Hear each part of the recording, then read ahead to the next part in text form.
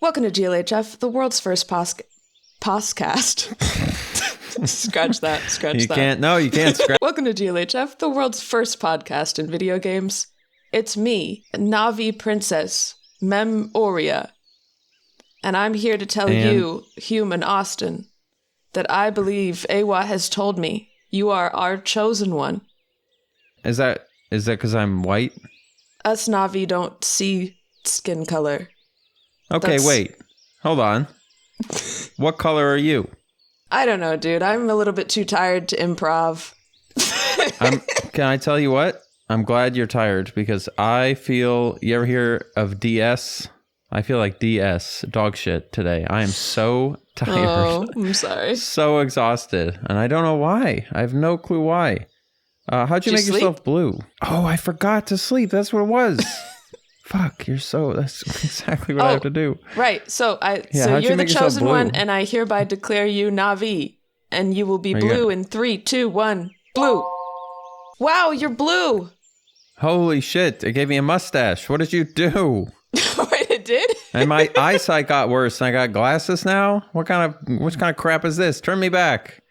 I want to go back to being a white guy. There's no but a going literally back. white guy. There's no what do you going mean back, there's no going back? Where's my old body? Your human body is dead. You must be Navi forever.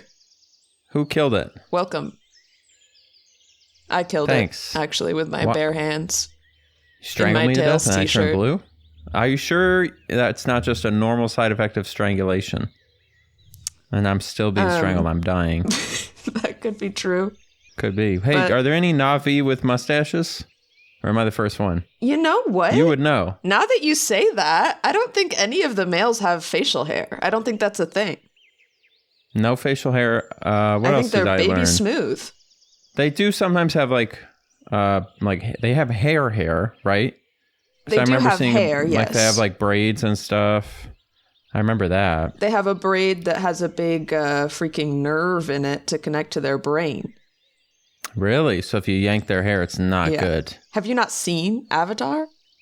I have not. I probably will not. In fact, I think that is like watching your video. It was the amount of Avatar that I need in my life. And I think I kind of enjoyed it more because of that. Because I didn't have so like you know pretty much everything about it now. There's not more to know. I know more, I think, than people who watch the movie based on watching that video. Yeah. You would just spend 3 hours learning everything that I said in those 5 minutes in the beginning, because it wouldn't have been as funny. Is extremely simplistic. I really enjoyed your summary of it. I was going to do a glaze sesh for your video later. Well, I'll keep it light, but I mean, I was planning to talk about it because that's what I want to talk about. I have a lot of I've been thinking about for weeks. First of all, you know, and I know. And you discovered this. There is another video that also has the same concept from like 3 years ago. Yeah, I guess I should address that here on the pod. Your video is better than that video. I watched them both. I couldn't even finish the other video. No offense. I didn't watch the other one. Hi, this is Editing Mem. I just wanted to actually finish what I was going to say because we immediately got distracted and did not finish the thought. But I would like to address the allegations, which of course have not been allegated, but I'm pre-addressing the allegations, you could say, about me potentially copying this video from this other creator. And the way I'm addressing it is that I didn't. I did some searching before I made my video, and that one didn't come up. And I was actually really, really sad when I saw it in my recommended, because of course throughout this process, my video recommendations have all become filled with Avatar-related content, and somehow in my initial searching, I missed this one. Not that every idea on YouTube has to be original. I don't actually think it's a problem. People make the same videos all the time, because I think what matters is your own personal spin on it, right? But I was a little bit sad because I didn't think that somebody had made something with like almost the exact same title and everything that I was doing. So I discovered this like a few days before I posted mine. I was in the final stages of editing. Anyway, I didn't watch it before I finished mine because I didn't want to be further discouraged or influenced. It does exist, so shout out to this other aus'tin. That's all I have to say. Thank you so much. But here's what happened. He didn't actually play them all. You actually played them all. This man was not sitting there. What do you mean the title was he beat them? I know. Your summary of the plot of Avatar was 100 times funnier than his summary of the plot of Avatar. So nice job. Obviously, there's room for both of you. This town is big enough for the two of us. But your video was freaking better. guys named Austin on YouTube, am I right? He's fucking, listen, how many are there? Peanut Butter Gamer, his name is Austin.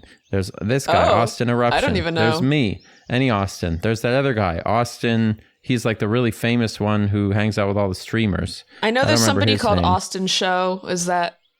Maybe that's him. Yeah. I don't know. You're the only one that I watch, if that makes you feel better. Jeez, that does make me feel better. I didn't realize it was such a common name. I didn't really either. I don't think I've ever met another man Austin in person, except there was a guy who went to my high school. His name was Austin. But aside from that, I've never met another Austin. Yeah. I met a lady Austin, but not a man Austin. I've never heard of a lady Austin, but that's cool. That's pretty rare, yeah. You really do. You know what you look like? You look like a blue version of the guy from The Lovely Bones, the bad guy. I can't say I've seen that either, though I watch clips of it on TikTok sometimes. He's a child lover, if you know what I mean. Yeah, that's right. Don't euphemize. Jesus Christ. He's a minor attracted person. That's what they call it.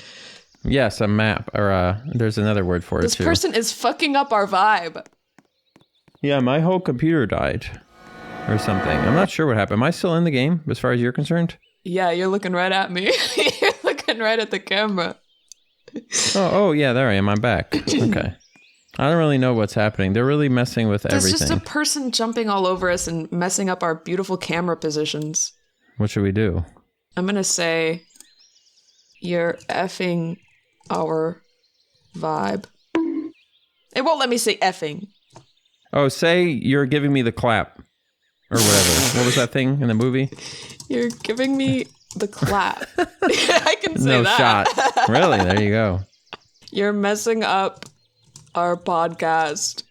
No hablo inglés. They said no hablo naví, huh? No hablo naví. Little reference there.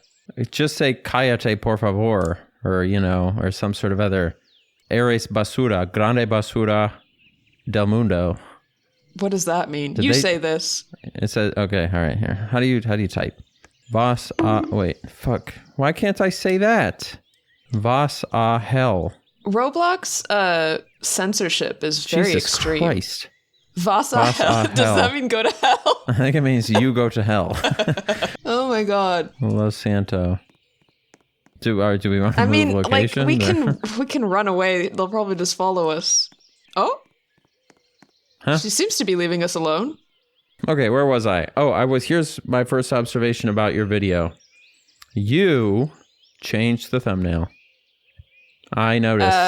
I paid close attention. Because I saw that first thumbnail and I said, you said, okay, that fucking sucks. I said, this is not, she could do better than this. What That's an what idiot. I thought. And then the next time I saw it, it was this much improved, excellent thumbnail. Now, I want to know, did you A/B test that, or did you just decide? I just looked at it when it was small and went, that's a little bit overstimulating. Well, and you did a better job in the second one of There's not enough contrast. Yeah, it's clearer, and then there's more just like blue, which is like the avatar color. So it just like made it more clear what exactly was going on. So banger, excellent Yeah, I mean, choice. I made the first one in a rush because I got up in the morning and did it, and I wanted to post the video, so... Yeah. Now, how have you noticed when you post, because I've talked to other creators who make long videos, and they say that when they first made that transition, not that this is a transition for you, but like it was interesting because long videos like kind of perform differently than short videos. Like they kind of take a lot more time to get momentum. Exactly. But then once they get momentum, they like tend to have a longer tail. And I'm curious if you notice anything as someone who's made a lot of videos. I mean, I haven't made one this long before, but I assume I can't really like gauge how it's doing until maybe like a week from now, because a lot of people see a longer video and they like plan to watch it later. so people aren't like clicking on it immediately. That makes sense. And how do you feel it's been received? How are you basking in the glow? Do you feel good about it? I feel good about it. I think it's good. I think there's a lot of funny moments. I don't know if it's too long and I should have edited it down more, but also people, if people want a lot of content of me being goofy playing games, that's what it is. So hopefully those people will be happy. Yeah. And it seems like most people are happy about it. It seems like most people do want that. No, but on your list, is it a 1 out of 10, a 5 out of 10? Oh, I will never look at that. You're killing me. All right. Well, it's a great video. And here's why. All right. It's not going to change anything I'm doing. So it only serves to make me feel bad and anxious and think about things I don't need to be thinking about when I could just be making something else. So it's not, you would never adjust anything you're doing. Like if let's say you made a video about, let's say this video got 10 million views in one day. Surely you would go, I guess I'll make more Avatar videos. Or would you not? Are you unflappable? No. Like that works for some people. Just kind of chasing what does well over and over. But that's not a lifestyle that I could maintain because I would feel a lot of like self-betrayal because I want to do what makes me feel good and what I like, and I don't want to pigeonhole myself into a niche at all. That's why every video I make is like something completely different because I want to avoid a niche at all costs. And even the format is changing. This one had a different format than all the other ones.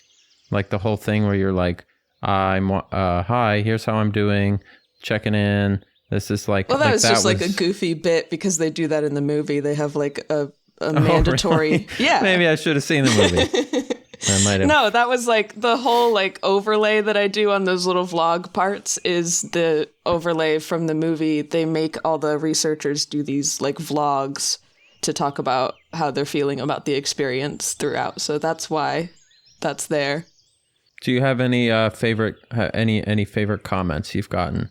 Anyone who like really? I saw the one you posted on your story. Yeah, I loved that one. That was like, this is exactly what I'm trying to watch. What did it say? Like, well, you'd remember just because in the video I said I love sitting down to play a mediocre video game, and they said, "Oh, we are very aware." Yeah, we know. So yeah, it's nice to have an audience that gets you. Yeah, that's pretty good. It feels nice. So yeah, it was really fun to make. I laughed a lot while I made it, which is the whole point for me. So I'm happy it's done. I'm tired because I get like this isn't even that big of a deal, and I'm going to talk about it as if it's like my magnum opus and I'm a fucking artist or something. Until the next video, obviously. But I get a little bit obsessive about projects near the end if I've been spending a lot of time on it and I'm like excited to get it done. I just end up staying up too late finishing it and like not taking care of myself because I get to, especially in the last couple days, like if I know that I have less than a day's worth of work to get it done, I'm like too excited to get it done to sleep. It's like even if I went to sleep, I would just be thinking about being excited about finishing it.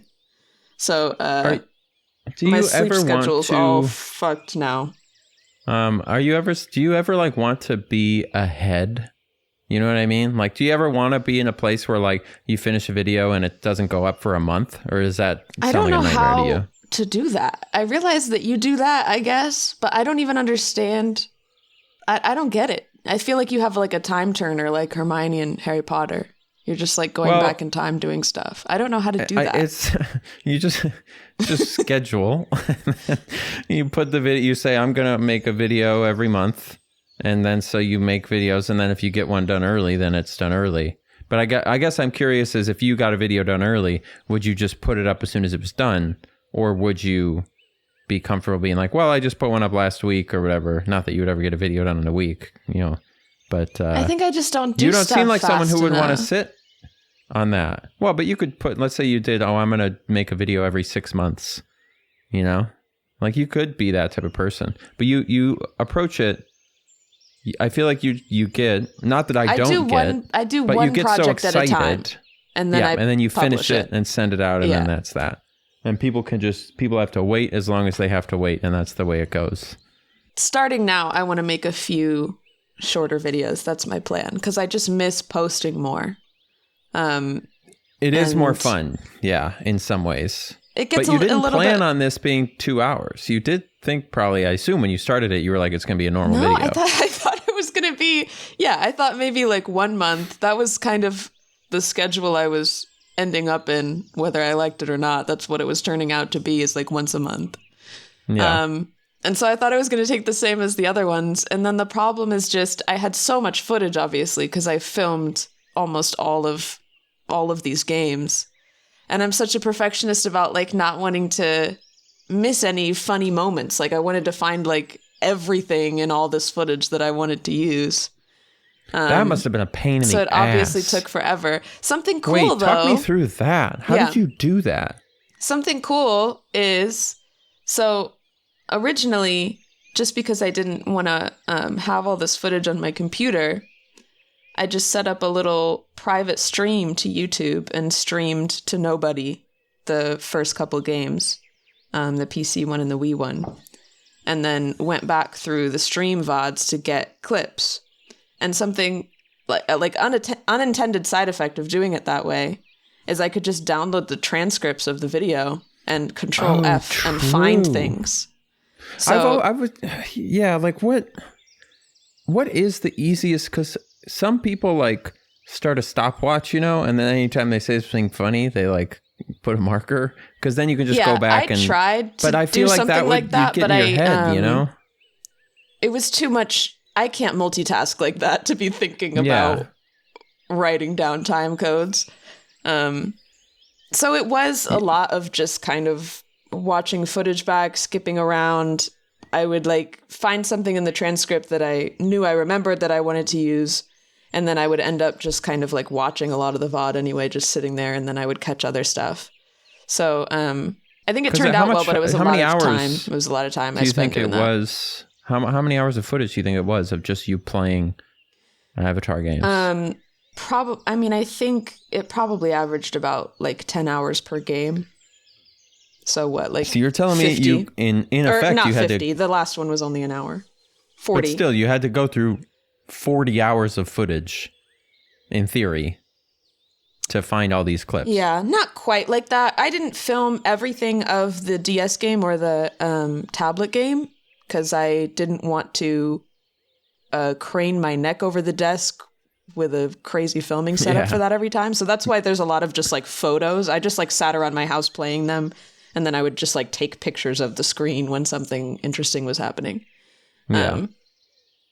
So I don't know. I maybe had like 30 hours of footage that I was going through. Yeah, only 30. So it took a long time, but I'm happy with how it came out, and I'm going to try to restrain myself a little bit and find ways to make easier, shorter videos for a little while, even though I'm sure I'll have bigger ideas in the future too. You get to enjoy the, there's always this lovely glow that your life takes on in the first 2 to 3 days of a new video going up. And so you get to live in that a little bit. Though I have noticed, like what you've described, especially in the last 6 months, I do get like this day after I finish a video of kind of like a burnout-y feeling. Mm-hmm. And I'm trying to figure out how to deal with that.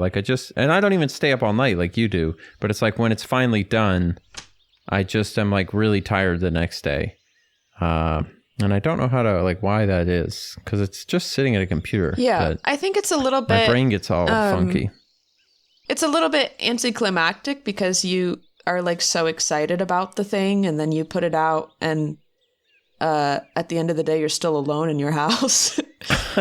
It's not a movie premiere, and then you get to go to the movie premiere and see everybody see it for the first time and get a live reaction. It's you put it out, and then it's it feels like such a big deal to you, and then it's just kind of silence. You're getting comments. Right, you just go for a walk. But at the end of the day, it's still it's a solitary activity to be a YouTuber most of the time. So I think it just feels a little bit and I think that's why it's important to celebrate in your own little ways. I said last night, we got to go get ramen for me to celebrate this. And then we had ramen and it was really nice. And right after I finished it the night before, I got a little Dairy Queen Blizzard for myself. I was like, this is my Nice. Avatar video completion Blizzard. So That's a good idea. it feels more real if you like find nice things to do for yourself in real life. But at the end of the day, being a YouTuber is just being a nerd alone in your house. Unless you are one of those YouTubers who like, you ever see these YouTubers? I don't even know where this came from or why I watched so many of these videos in a row, but it'll be like, I built a McDonald's in my mansion. And it'll be like a secret door in their mansion and they open it and they like built a functioning McDonald's. You ever see these videos? I haven't seen the videos. I think I've seen like people talking about them where it's like a trend, probably for kids. Like this kind of content blows up with kids. Yeah. Where they'll be like, I built a crazy secret room, and I'm sure it's started as a relatively normal thing where they just like built a little secret gaming room under the stairs or something, and now it's just evolved into this insane, like, you open a whole wall and it turns into another world. Yeah, I saw this guy who built a Starbucks, a McDonald's, a Subway, and 2 other fast food restaurants. Fully licensed. Oh, I don't know if it was he paid for the licenses or got paid to use it, but it was like fully functioning 5 of these fast food restaurants, like behind bookcases and like under the stairs in his house. So like these weird miniaturized restaurants. And then he had a famous food critic come to his mansion and rent it. And I'm like, what? After that's done, like this must be a house that's just for this. You get a famous food critic to review your Starbucks and McDonald's. He did. Listen, I don't know. Well, because you know how like no YouTube video can just be one thing anymore. Yeah. It's like I built these, and on top of that, we've got a famous food critic who's going to rate them all, and whichever one is the worst gets blown up by a bomb. But yeah, I was That's just. what I want to see. I don't. Well, I have the video for you. I have the exact video. And I that just whole it's side weird. of YouTube, like, I don't know what you would call it. Mainstream, It's all kids, right? Yeah, child-focused YouTube is like just a different universe. They're doing crazy stuff over there. Absolutely insane stuff. And I like, who's the biggest YouTuber who's like not for children? Because I think even some people would argue he straddles the line, but I'm pretty sure Mr. Beast counts as children's entertainment. Yeah. Just like all of that shit does. Yeah. So who's who's the biggest YouTuber for grown-ups? I'm looking Joe at biggest, Rogan? He's not a YouTuber. Most subscribed YouTube channels. They're all like mostly corporations, but corporations, music video conglomerates, and then it's like these corporations, children. And then it'll be like a channel that's absolutely huge that you've never heard of because it's in Spanish. Yes, yeah, or like India has a ton of huge YouTube channels and stuff like that. But you think maybe like a Ryan Trahan. I guess his videos aren't explicitly for children. I don't even know these people. I'm not plugged in. I know. There's just like this whole world. There's all these niches Justin that are Bieber like. is on this list. Well, he's got a lot of subs. But What's he up to lately? I mean, the people think he's going crazy. Who are the people? Wait, why do they think he's going crazy? The people. What is he doing? I don't know. He's been posting some weird stories on Instagram and such. Who doesn't? I don't know anything about it. I think that celebrities that big kind of have a right to be insane. The top YouTube search suggestion is Justin Bieber okay? Reports suggest he's generally doing okay despite some challenges. Okay. Well, I don't know what's going on. It is really sad to me when you're looking at the most subscribed channels, how many of them are for kids. They're like toy review channels or, Cocomelon, whatever. Yeah, what? Christ, that's just like a whole... I know there have been like videos about those videos and stuff, but like, how does that work? It's got to just be auto-playing stuff. It is. It's kids auto-playing, on iPads. And kids will watch anything, and they have no self-regulation. They have no discernment in what they're watching. They'll just watch whatever has the brightest colors and keeps their attention, regardless of any actual educational content. So it's really quite frustrating that that's such a big thing, honestly. I almost feel like at this point, YouTube should take some kind of responsibility for it because, I mean, it makes them a lot of money too. And so they're pushing it, obviously, for that reason. But it is like when you look at the numbers of views on these videos that are like just fully brain rot, they're not going to help kids understand anything at all. It's just like to get them out of their parents' hair for 2 minutes. And then the numbers of views are so crazy. It just makes me think like that's how much time some kid has wasted with their brain. Like, yeah. They just paused the development of their brain, if not possibly made it worse. But like they just completely stopped ingesting anything useful. Yeah. Hey, I was looking at, this is a whole other thing. You know, I sounded like I'm going to do a whole, like a pivot, but it's not really a pivot. It's kind of the same subject. Okay. Because I was going to pivot to telling you about the rehearsal for a second, because I did start watching it. Right, yes. We can talk about that. But I also wanted to, as a side note in this same conversation, I did, Jesus, can you tell that I'm tired? My brain is like not even forming thoughts. I was looking down the list of all of like the featured guests at VidCon because I'm trying to see if I would need to meet any of them, like any of them that I want to know. And so I'm looking at all these people, obviously never heard of any of them.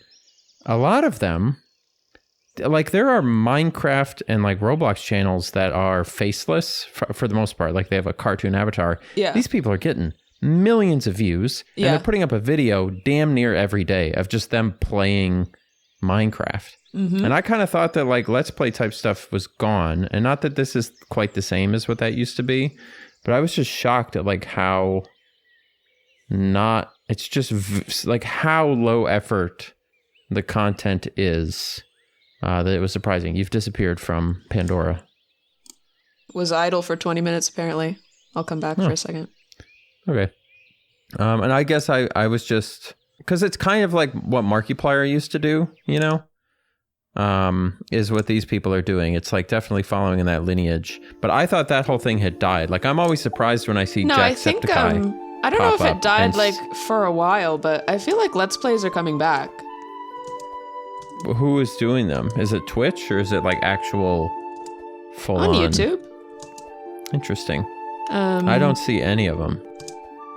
I like when you join a Roblox, it says, joined the experience. Yeah, well, I feel like that's a good word for it because they're not all games. Like, I don't know if this is a game. No, this is like, it's like Disney World. They're not, it's not a theme park. It's a collection of experiences. Mm-hmm. Hey, you want to hear about crew resource management in the cockpit of an airplane? Sure.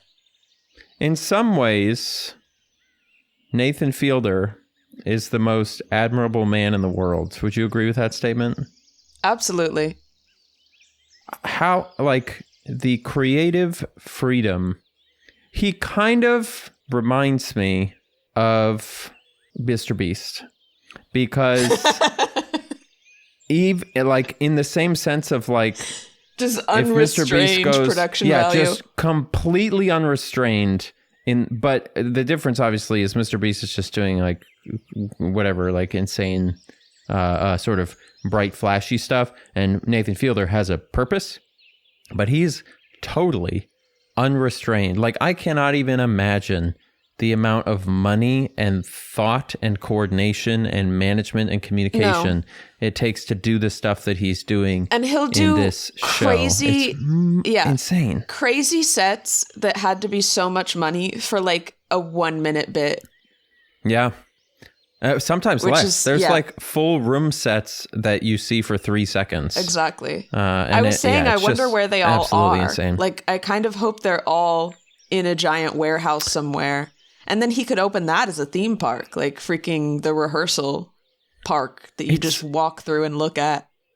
And you know what's I find so admirable about it, and this is something that I strive, well, I don't strive to emulate, but I think it lines up with my sensibilities really nicely, is that he doesn't ever make a big deal out of the stuff he's doing. He just lets it speak for himself, and then the more you think about it, the more you realize how insane it is. So for example, then I've only watched one episode. I said I was going to watch more, but I just had too much going on. But there's that part in the first episode where he goes, well, I really want to know what this pilot's doing, because the whole premise obviously is, one of the leading causes of airline crashes is first officers not being willing to speak up to a captain that's doing something stupid, and the captain gets them killed. I will say, I think it's probably slightly overplayed, because I think he literally says in it, like, it's the number one cause. I don't think that's, I doubt that that's actually true, like, by the data. Pilot error in general is the number one cause, but I don't know if it would specifically be like a first officer being too nervous to call out their captain necessarily, just pointing that out. But so he's like, I want to follow this first officer around and get a sense of what their psychology is, but he's not allowed to go into all the rooms at the airport. So then he just casually goes, an airport. Yeah. So what I did is I built the entire terminal down to the exact details, all the same stores, completely licensed, the same statues, and I hired actors to imitate every single person who works in the, and I'm even saying more than he actually says. Like, I'm over explaining it more than he does in the show. What blows my mind is when he recreates like a restaurant and it works, and like all the equipment is hooked up. That's what was so surprising to me, is like these so you go through it and they have the TSA line and he goes through it. I'm thinking like, oh, that's funny. They did a TSA line. It even has like a conveyor belt. But then you see it's like, it actually is X-raying the bags. Like, it's not, it's not like play pretend. Yeah. And then the guy goes to a fake, what is it? A Panda Express, and he orders food and he gets it. Like, all of it is, it's totally functional to the point that, I mean, if you actually back up and go, hey, I want to know what this pilot would naturally do, I bet your brain, even though you know it's fake, it is such a good facsimile that it probably would actually work to like disarm your brain and start like causing you just to behave like you actually would. Like, in some strange way, it would get rid of that kind of like confounding effect, of doing it in like a shittier set. And then the only way you can tell is like, if you look out the windows, they even have like the whole ramp area with all the planes, but you can tell it's a 2D print if you look really closely, which is super surreal and strange. So, just an absolutely mind-blowing it is crazy level of effort. And I just love how understated he is. Because obviously with him, it's hard to tell, and I got to finish the show, but like, to what extent is this, there's an earnestness to it. Like, I actually believe that Nathan Fielder is interested in getting to the bottom of how to solve this problem to some extent. There's no way he wasn't interested in it beforehand, because he's too invested in it, and the fact that the entire season is focused on pilots. Like, he has some kind of personal investment in this. Is the whole season focused on pilots? Because I know the first season like took a lot of turns and ended up in a very different place, and it wasn't even about the things it was about initially. And I guess I'm curious. No, it's pretty consistently it all comes back to the pilot situation. Incredible. Yeah. So good. And yeah, it's like, it is a really complicated problem to solve, because like he very aptly points out, if you don't speak up, it can cause problems. But it's true that if you do speak up and you kill the vibe being killed can also cause problems. Right, or like there's not bad things to happen. It is really focused on this moment where, okay, the co-pilot should speak up, and then he's trying to figure out, how do we make them speak up? There's no guarantee once they speak up that like the captain will listen or take it well. And it might get worse even. Yeah. Like, and so you're like, of the 100 times that a co-pilot doesn't speak up, one of them is a plane crash and the other 99 aren't. Mm-hmm. Now, if you're an aviation person, obviously those are odds that are bad enough that you would want to address that. But imagine if any of those other 99 times you speaking up causes a bad reaction, which then causes people to lose track, which then causes some kind of accident. So like the human piece of dealing with that is genuinely a really fascinating problem to go like totally in on and try and sort of solve it. So I'm really curious how much it sticks to that versus not, but obviously I'll figure that out. I'm excited to see what you think of the rest of it. I won't spoil anything after the first episode. Things I'm Go ahead. Sorry. The problem that he's tackling honestly reminds me a lot of being in grad school and doing research about like trying to make change in the institution of academia or like a university. It comes down to a lot of the same things, kind of no matter what big institution you're coming from or you're looking at. It really all comes down to power structures and the people that in a higher position don't want to change or don't want to listen to advice of anyone below them. And it is like, I don't know, I relate a lot to the way that Nathan's looking at it and like reading these transcripts of the flights and being like, oh my gosh, it seems like such a simple problem. Like this person needs to speak up and the captain needs to listen. And so they need to have a better relationship, whatever. It's like I went through all those same steps trying to think about how we change like teaching methods in academia. I'm like, oh my gosh, it makes so much sense that we have all this good research about teaching and the professors just need to know about it. And then they'll naturally want to change because that's an obvious answer to make things better.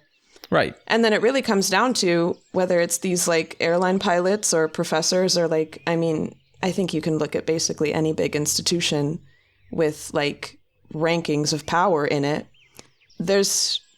When ego is involved and you have these kind of rankings of certain people above others, it's just kind of impossible. I don't know. I don't want to be like a downer that is like, it's not a solvable problem, but it's like every single institution has this problem. Once you get to a higher rank, there's like just so much of the culture behind you are better than this other person and you know better because you've been promoted to this position. And it really comes down to the fact that it's really hard to address and companies or schools or whatever don't want to put the money in and they don't want to challenge the power of these people. And usually nothing comes of it. So yeah.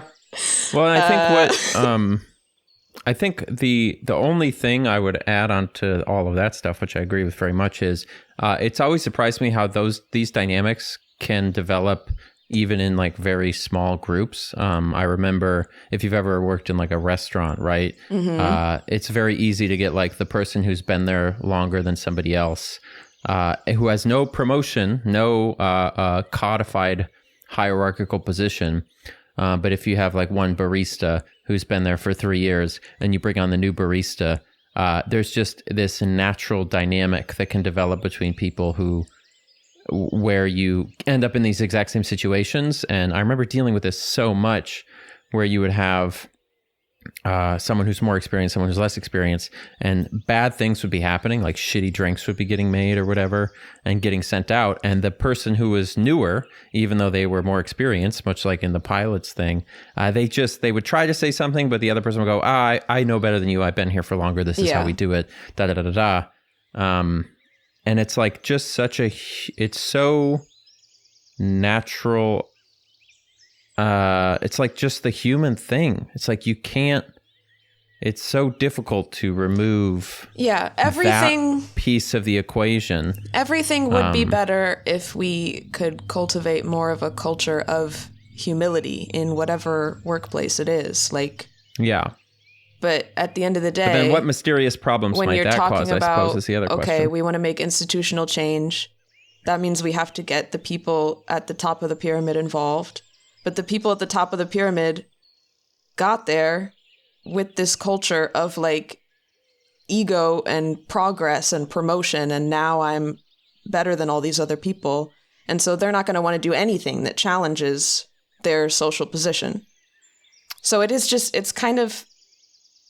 ends up being like circular logic. And it's like really, really hard to change without kind of just making a whole new company or a whole new school with a totally different like cultural basis or structure. And that's a huge reason why I gave up. Yes. And it's the really tough thing is being able to have hierarchies without having ego. Because in just for the pilot example anyway, it's really important to have one person who's like, this is my responsibility. At the end of the day, it does fall on my shoulders. That's an incredibly helpful organizational structure to have. And we're not very good at having those kinds of codified roles where it's like, hey, I'm responsible for this aircraft. But you can tell me if I'm doing anything wrong at any point, and even if I disagree with you, I'll listen to you. It's just like, how do you even make something like that work? I don't know.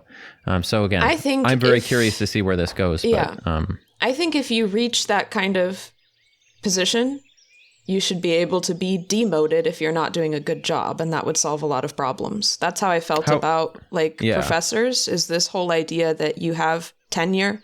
You get tenure and then you have tenure for the rest of your life, which means you're like the highest position of professor for the rest of your life, no matter what you do, no matter how horrible you are at teaching, or even research. You just have tenure forever. I think is there no performance review or like? Of course, there's performance reviews, but they're very performative.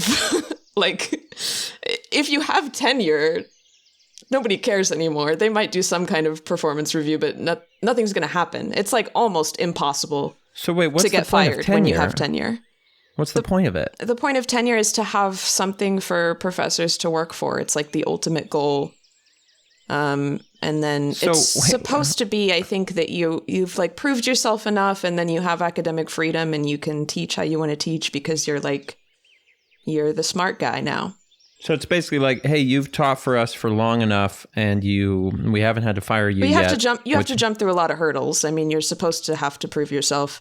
There is technically a teaching quality component of that, but it's not really real. At least at a lot of the biggest universities, their main priority is research. That's what they make money on. That's where all their prestige comes from. And so they only actually care how much research you do. So you have to do things like you have to have like written books and done a ton of like research that is very well respected. So the benefit of tenure is just to promote people to like... Introduced in the early 1900s, in part to prevent the arbitrary dismissal of faculty members who expressed unpopular views. So that's what I'm saying about like academic freedom. That's your steel man of that, is like, that's what it's supposed to be good for, is hey, if you're a communist and it's the 50s, but you have tenure, you can still teach what you believe your ideals are. Okay, so that is like, I can see why someone would have thought that was a good idea in one context. Right. But as with anything... that should probably just be a separate rule, because it also just means you're unfireable for a slew of other things. Yeah, I wonder, does each university have their own... Like, hey, if you have tenure, you can wear whatever you want to work. Or hey, if you have tenure, you get to listen to your AirPods or whatever. Like, are there lists? Fun little bonuses like in high school. You like get a gold star and you get to like do extra things. Yeah, like, you get to decide, what names your students have to go by. That wouldn't be a good idea, but what kind of things? That would be fun. It could be fun. Maybe we could just update the tenure system to be a little better. You and me will solve it, as we'll solve everything. Yeah, why not? Eventually, one day. Also, wait, if you have tenure, why would you work? I guess you would get fired for some things. But like, why would you work very hard if you had tenure? Or is that the problem, is they don't? It depends on the person. I would say certainly professors in general put less and less effort in as time goes on. Once they're tenured, and it's been like decades, they usually why have are you a professor? Grad students do most of the teaching for them and like actually preparing the lectures. And they do research, but they have so many people under them that like they're not really doing the research anymore. Huh. It's weird, and I could go pretty cushy. Oh my god, I forgot to move again. Disappeared again. Yeah, but that like. To wrap it back around to Nathan Fielder, the way that he's going about this is like very reminiscent of the way that you think when you start doing research about making institutional change, which is that it seems much, much simpler than it is. And I wonder if he'll get to that point later in the show. Is it not done? No, it's not over. I thought the show was all out. I thought it was just like... I don't think it's over. Binge, drop it all. Oh, okay. I'm sorry. I thought it was like they dropped all the episodes. No, they didn't drop it all at once. I guess it's HBO, so that they often do the weekly Speaking thing. of HBO, I wanted to go over, I was looking for things to talk about because my mind is only full of Avatar stuff. Yeah, you're not blue anymore. Is that important to you? Hold on. Please. I'll be blue momentarily. Thank you. I really enjoy this character that you are right now, where you're blue and you have the glasses and the mustache. I think that needs to be permanent. I think that's who you are. I mean, will it save? Can I like... It won't save you as blue. You'll have to find a way to make your official, because that's just in this game. So I was scrolling through, I just Googled the word news. And then I picked some things to talk about. I actually found out if you go to like the Google News website or whatever, like news.google.com. Yep. There's like a For You section, like the same way I have a For You page on my TikTok, there's a For You news thing. Oh, so it shows you news stories that you'll like. Scrolling through that, and first of all, this is the case on all of my Google services now. Some of the articles are about Avatar because I've been Googling and researching Avatar so much that no matter what Google resource I'm using, they're telling me about Avatar. So I'm not going to talk about any of those. I just think that's funny. I can't escape it. Wait. But I want to know what is going on in the world of Avatar. Is there news? I think they're just talking about that, they're working on the new movie. I think that, isn't it supposed to come out this year? Avatar, Fire and Ash. Me. Is that what it's called? Yes. Well, I know everything about this series now. It's supposed to come out in December of this year, but I don't think there's been any updates or any trailer or anything, and they're always postponed. So I feel like that's gotta be... You saw the second one? Yeah. And was it good? I don't think so. Okay. It was enjoyable. I figured it wouldn't be, but...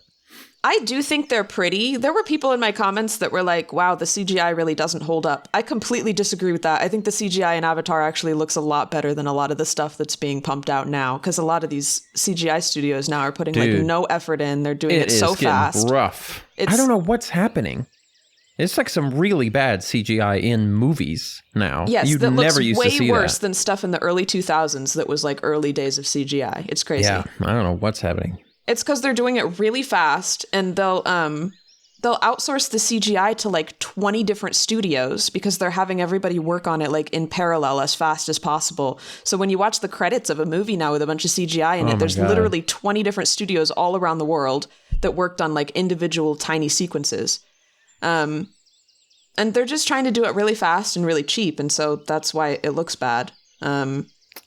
I don't know. Well, it's like the studios just discovered this strategy of doing it really cheaply, and they don't want to do anything else, so it all looks horrible. But people apparently don't care much, but in any case. But so I actually, when I was rewatching Avatar for this video, I was actively thinking how good the CGI looks. I think it looks awesome compared to a lot of stuff today. I did watch the second one. So my point is, it was still very beautiful. I think the movies look really good, and they're entertaining because they like look and sound good, and it's like a spectacle, Yeah. But I thought the plot was super stupid, dude. It's like, oh, I like this movement you're doing. I guess I should do a little bit of movement so I stop getting disconnected, huh? Could be a good idea. Because I'm really into what you're doing right now. Jesus Christ. I'll just do it once in a while. How do I stop it? There we go. Yeah. The plot of the second one, I mean, so the first one ends, and you don't care about spoilers, right? I do not. Are you ever going to watch these? Absolutely not. The first one ends, obviously, with them kicking all the humans off the planet. Okay. And the second one begins with, hey, the humans are back, and they're doing the same shit again. Oh. Is there going to be 9 movies of just this? Apparently. Like, it seems like the only thing that James can think of for the conflict of the movie is between humans and Na'vi, so the humans have to stay there. But I don't even know if that's what the fans want, because the really hardcore fans of Avatar are like really interested in the Na'vi and their culture and stuff, and so I'm sure they would love a movie that was just fully about the Na'vi with no people in it. But that's not what James wants to do. So the humans are back, they're doing the same shit again.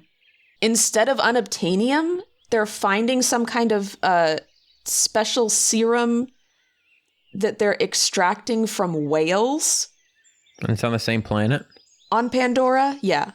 So Pandora's just like lit. So they're it's just killing the place. So they're killing whales now, and that's like what we're trying to stop. So not only are the humans back, we're rehashing that stuff, the literal main villain is reincarnated. He comes back to life for the second movie. That sucks. So it's I hate when movies do that. So it does seem like he's going to make a million of these movies with the exact same story.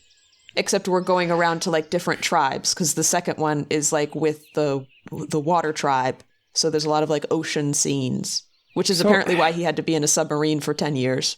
At what point do we no longer trust people to decide for themselves what movies they should watch? Because gajillions of people are watching these movies, ostensibly because they like them. But at some point, we have to band together and go, this, like with Cocomelon, this is not good for us. What kind of society are we? Because I know, we like freedom and individual choices, kind of, sort of, I don't know, ostensibly. Well, at least when it comes to movies, right? But we can't keep going on like this. Somebody has to step in at some point and say, no. Somebody has to stop James Cameron. It needs to be a reservation system. 100,000 people can watch Avatar 3. Sign up now. That's it. It's like nothing. And then the rest of you have to go. It's like when you go to Disney World and everyone goes on Space Mountain, but you didn't get in, so you got to go on the Pooh Bear ride. We need to distribute. Sorry, you have to go watch the next Bong Joon-ho film instead. You don't get to watch Avatar 3. Mm-hmm. And we sign up ahead of time. That's my solution. But we'll, as with tenure, we will come up with a better one as we continue to brainstorm. Yeah. But like, you can't tell people not to watch Avatar if they want to, but I would say James Cameron kind of has a form of tenure at this point, because they keep giving him so much money for these, no matter what. But it's crazy because he keeps making money. So it is like, people are watching it. I think I've heard. They want to watch it. I don't know if this is true, so I could look it up. I'll say it anyway. But I think I've heard that Avatar does really well in China. I know that like China is a huge market for movies. True. Like there's a lot of these big blockbusters that make like most of their money in China. Okay. And they also have like a lot of censorship laws, or at least like culturally they don't allow a lot of stuff in movies. And I think that has influenced the way that they make like Marvel movies and stuff. Like it has to fly in China. Heard that. Like you can't have gay people or whatever. Or if you do, they have to be easily editable out. So I think there's a lot of these big blockbusters that are like super bland that like make a shit ton of money overseas. I guess that does make sense. Because if you need, it's like one thing to even like people complain about like just appealing to the entirety of the American audience, like mainstream audience. But then imagine if you're also factoring to in the every entire other world, country. like every culture. Yeah. And so it ends up being just like mush, like nothing, because you have to appeal to so many people. Though. Isn't that kind of amazing? You've just rolled back around. No. It's actually beautiful. Anything that can be, any story that can be told that every culture can kind of like. Yeah, that's true. That is kind of wild. It speaks to some kind of universal humanity. Right. And if you look at that, it's like that, there's this weird, it's like not a real thing, but like this, I don't know if it's an art or science or whatever, but like you take every couch and you layer them over each other, the pictures of them, and then whatever the space is that's overlapping all the couches is the true soul of a couch. It's bullshit. Obviously, it doesn't make any sense because like how big are they, whatever. They've done that with like human faces to find like the average face. And it's like there is something kind of amazing about the fact that I can watch Avatar 2 and go, yeah, it was fine. And some random Chinese lady can go and watch it and go, that was fine. That's kind of incredible if you think about it. I think I'm turning the corner. Yeah. I think I might watch Avatar at this point. But like, there's I gotta think about that more. I don't see anybody talking about this. There's a little white boy with dreads in Avatar 2, and I see no discourse about this online. Are we saying white blue or white or white like blue? Is he blue? Like, is he blue? Is he white-coated blue person with dreads? Human or he's a child. Human being, a Caucasian human child boy. Yeah. Well, you can't yell at a kid. He probably just showed up that way, and they were like, he's a kid. Just let him get away. It's fine. Well, he's supposed to be... I don't know if I'm remembering all this correctly, but I think he's the adopted child of like he was left behind when the humans left the first time, and so Jake and Neytiri like adopted him and are raising him, but he's human. And so I think he's supposed to be a bit of a like jungle story or whatever, like when it's a kid in the jungle and their hair is just fucked up. Tarzan had dreads, right? Yeah. So I think it's kind of a Tarzan vibe because he lives in the jungle. I like the idea of like that's the one thing that they have to like actually get lore. They were like, well, technically, if he was raised on this planet, he would end up with dreads. Like that is like the one thing they were like, well, we actually have to be thoughtful about the implementation of the lore in that specific way. That there are Na'vi that have dreads. They all have like braids of some kind. And so I wonder if they're supposed to have like afro hair texture. And maybe they dreaded his hair because they're like, that's what we do with our hair. Yeah, that movie is kind of racist if you really think about it. But, I guess oh, certainly. I guess we just have come to accept it because the Chinese people accept it. The Americans accept it. This is what binds us. Maybe that's unfortunately at the core of it. Yeah. I guess I have a little rant that I think I did to you before, but now I can do to the public. Do it. Which is that James Cameron actually has not done much at all for the lore of Avatar. And obviously, you did tell me this. Among the Avatar fans, he's like God, right? They're all like slobbing his knob for the Avatar lore. Giving him the old wraparound, or what did you say? I can't remember. But he actually had very little to do with almost everything. Okay, so like with the video games, he was going on interviews and stuff being like, these are going to be canon and they're going to expand on the lore of the movie. And, we're taking all these precautions to make sure they don't spoil the movie because they came out before the movie, which obviously they didn't do because as you saw in the video, they all have the same plot of the movie somehow. But then I was looking at developer interviews and the developers at Ubisoft, which made 3 of the games, were like, yeah, we met with James like once and he just said yes to the first ideas that we gave him. Doesn't care. So he clearly did not care that much. He did not make the language. He hired a linguist to make the language. He did not design the creatures or the plants. He had inputs, but he hired people to do all that stuff. There's basically no lore outside of exactly what you see in the movie. Like, they created just enough plants and animals to be seen in the movie. They created exactly enough locations to be seen in the movie. There's no overall map of Pandora. Where's Earth? It's like 6 years away in cryosleep or something. Okay. But my point is, James had very little to do with the lore that exists other than, he had the final say and he wanted them to be blue and kind of like cats. What's the genesis of this idea for him?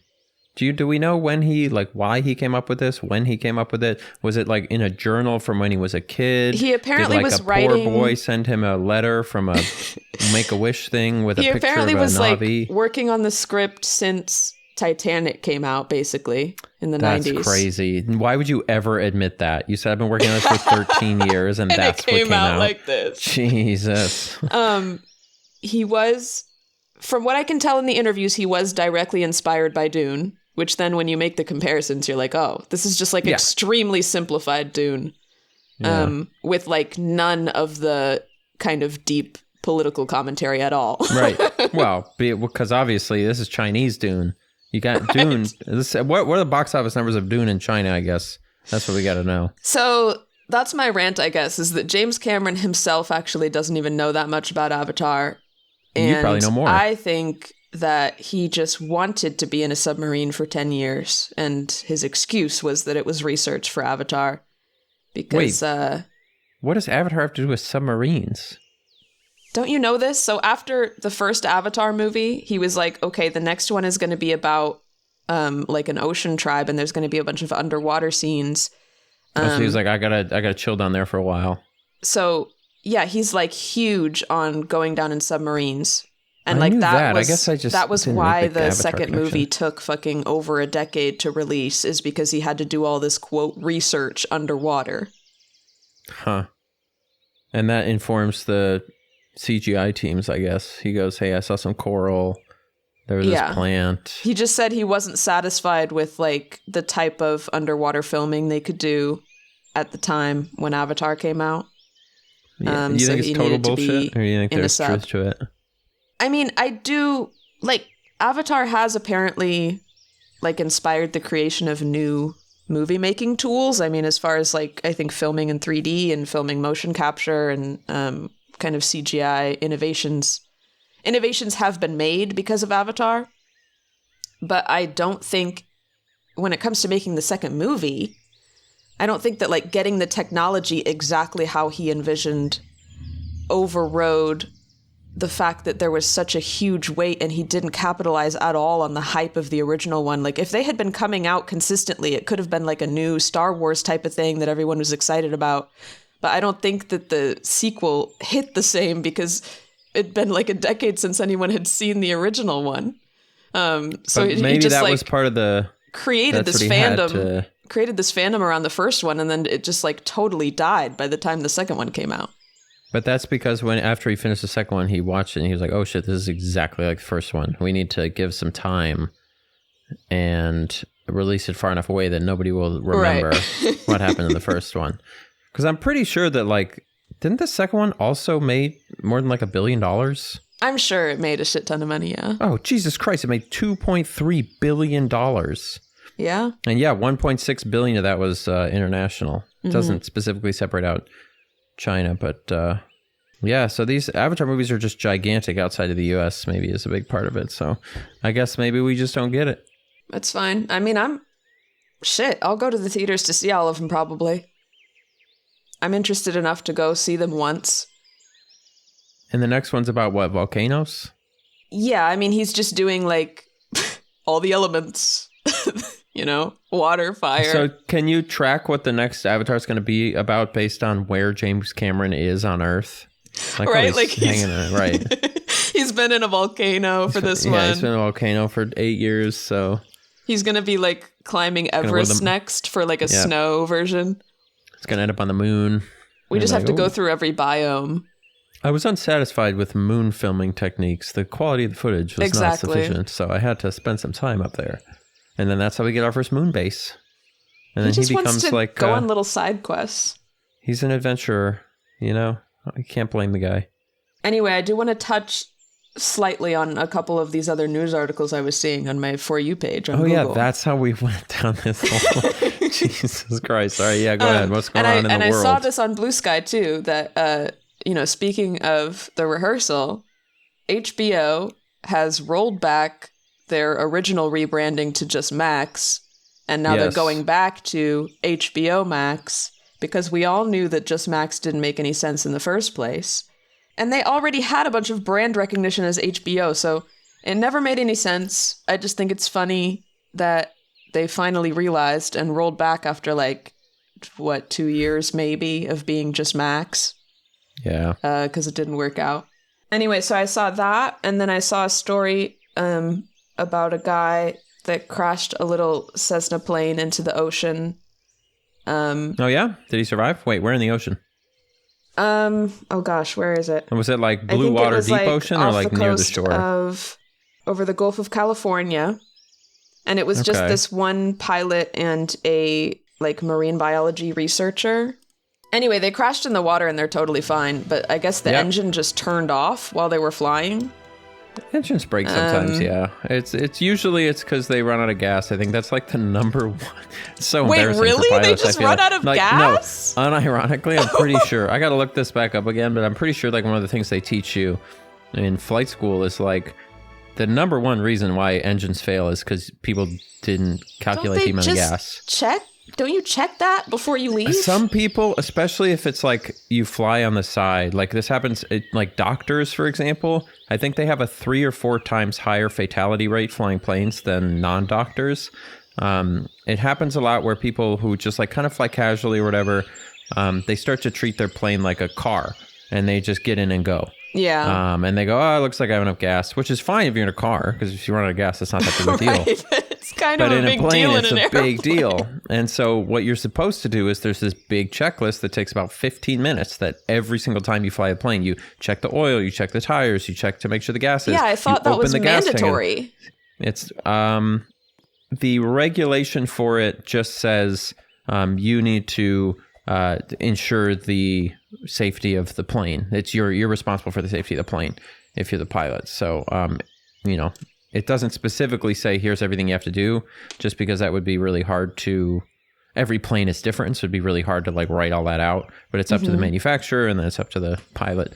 But the responsibility falls on the pilot, obviously. So yeah, it does happen pretty frequently that people are just out of gas. But what's crazy to me is when there's this light that comes on, just like in a car, for low fuel. And when that comes on, you have, depending on the plane, you can have 30 to 60 minutes of flying time left. And it's how do you screw it up from that point? I'm not saying this is what happened in this case. Sometimes plane engines do it just doesn't say fuck up why and break. this happened. But usually when they break, it's because they run out of gas, or the pilot hit something they shouldn't have hit and didn't fix it. There's a lever in the plane to control how much gas is going into the engine. So you have a throttle lever, but then also just put more or less gas into the engine. And so sometimes if you pull that out, you stop the gas from going in, engine turns off. But yeah, it is really funny. To me, the idea that oh, the low fuel light's on. Well, I'm sure we can make it, as opposed to why don't we land, get some fuel? Yeah, but that's crazy. It happens all the time. Anyway, this story was just funny because, they just crashed in the ocean and sat there floating for 2 hours until a boat came and got them. Damn, that's pretty good. 2 hours. I would have expected a long time 30 to 40 minutes before that plane was gone. Or you mean they were floating? The plane already sank? No, yeah, the plane sank. They were floating with life jackets. I was those planes, they float for a little while, but 2 hours is pushing it. Yeah, the survivability of water landings is actually pretty much equal to the flat guy, land landings. The guy still had his phone while they were sitting there in the life jackets, and so he was taking little selfies and taking little videos, and he was I'm gonna put a picture of the selfie on the screen because it was funny. He's taking a little smiling selfie in the ocean. I mean, if you know that you're getting rescued, and planes do have a little emergency thing that you turn on, and it goes on the frequency that all the boats and planes use and stuff. So I guess if you know you're getting rescued, you're just swimming at that point. I know. I wonder what the temperature of the water was. I guess it's approaching summer. Maybe it wasn't that bad. Yeah, probably wasn't hypothermic by any means, but and are that's the three things that are happening in the world right now? Plane crash, Avatar HBO news, Max. HBO Max. Nothing else? That's pretty much all I was seeing. Wow. All right. Well, thank you for an update on the news. I hope you do that every week. I want a news update from you every week. Well, I think this is a good idea for a segment because I don't always have things to talk about, but I can just tell you. Timely news is great. The most important things going on in the world right now. I love that. Let's do it. Bring it back next week. Shout out Tricks and Caicos. Always.